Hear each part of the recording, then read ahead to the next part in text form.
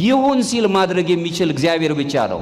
አምላካችን ኢየሱስ ክርስቶስ ታምሩ ትልቅ ታምር መሆኑን ታላቅ ታምር መሆኑን እናያለን። ይኸውም ሥጋዊ ሕመምን ብቻ መፈወስ ሳይሆን ከኃጢአት ነፃ ማድረግን እናያለን። ከኃጢአት ነፃ መሆንን። ለዚህም ነው ዮሐንስ አፈወርቅ ሲናገር የነፍስ ጤንነት ከሥጋ ጤንነት እንደሚበልጥ ክርስቶስ አሳይቶናል። የድነቱ ዋናው ዓላማ ከኃጢአት ነፃ መውጣት ነው። መጻጉዕ ከደዌ ሥጋ ብቻ ነጽቶ አልጋውን ተሸክሞ መሄድ ብቻ ሳይሆን በዚህ በሕይወት ውስጥ ግን ነፃነት የሚያገኝበት ሥጋውንም ነፍሱንም ከሚያጎሳቆለው ከኃጢአት ሥራ ነፃ እንዲወጣ ነው። የእግዚአብሔር ቤተሰቦች ሁላችንም ከኃጢአት ነፃ እንድንሆን አምላካችን ኢየሱስ ክርስቶስ በመስቀል ላይ ተሰቅሎ አይደለም የነፍስ ዋጋችን የሥጋ ውበታችንን መልሶልናል። ይህንን ሕይወት ገንዘብ እንድናደርግ አስቀድሞ እኛ አማልክት ዘበጸጋ እንባል ዘንድ እሱ ክርስቶስ ወልደ እግዚአብሔር ቃል ክርስቶስ ሰው ሆነ ብሎ ይነግረናል። እኛ አማልክት ዘበጸጋ ላይ ያደርገን ወይም ሱታፊ አምላክ እንድናገኝ ቴዎሲስ ብለን በግሪክኛው የምንጠራው ማለት ነው። በዓለም የምንኖር ሁላችንም አሁን በተለያየ ደዌ ወይም ልምሾ ውስጥ ነው የምንኖረው።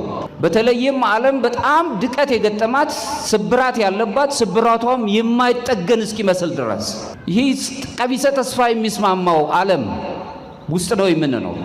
ዘመኑ በጣም ከባድ ከመሆኑ የተነሳ ዘመናዊ ነኝ የሚለው ይሄ የማህበረሰብ አወቃቀር ችግር የገጠመው በብዙ አይነት የደዌ የመንፈስ ደዌ ውስጥ እየተመሰቃቀለ ይገኛል። ልብ በሉ፣ በእያንዳንዳችን ውስጥ የሥነ ምግባር ትስስሩ ጠፍቷል። ግብረ ገብነቱ አይታይም። አንዱ ከአንዱ ጋር ባለው ሁኔታ እኔ በልጥ ከሚል የተነሳ ሰዋዊው ጠባዩ ተመሰቃቅሎበታል፣ ተዛብቷል። ጥፋትን ሊያስከትሉ የሚችሉ ፍትወታት የምንላቸው የሥጋ ፈቃዳት በጣም በዓለም ላይ ናኝተው እናያቸዋለን።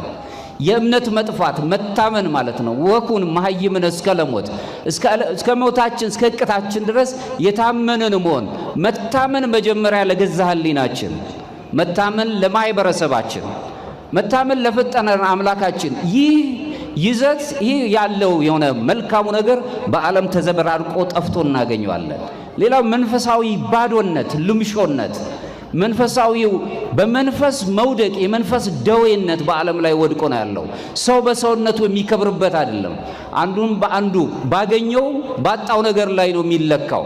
ሁሉም በጋራ እንዲኖር። ለዚህ ነው ቅዱስ አምብሮስ የተባለው የቤተ ክርስቲያናችን ታላቅ አባት ሚላኑ ሲናገር ምን ይላል?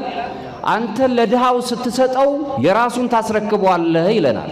ምክንያቱም ይቺ ዓለም የተፈጠረችው ለጋራ ልትኖርበት ነው። የራሱ የሆነውን ወስደሃልና ይላል። የእግዚአብሔር ቤተሰቦች ተመልከቱ። እንዴት ነው ከኪሴ አውጥቼ የሰጠሁት ነገር የሰውየው የሆነው? ብዙ ሰው የሌላቸው ወገኖች አሉ። ሰው የሚናፍቁ ምግብ አይደለም ጨዋታቸውን ወይም ደግሞ ፍቅራቸውን የሚገልጹበት ድምጻቸው የሚሰማበት ጆሮ የራባቸው ወገኖች አሉ። ማን ይስማቸው? ማን ያዳምጥ? ምክንያቱም ብዙ እኛም ደግሞ የተጨነቅንበት ስላለ የምንሮጥበት ጊዜው ሰዓቱ ስላለ በቃን ስለ ሰዎች የመስማት ጊዜ የለንም።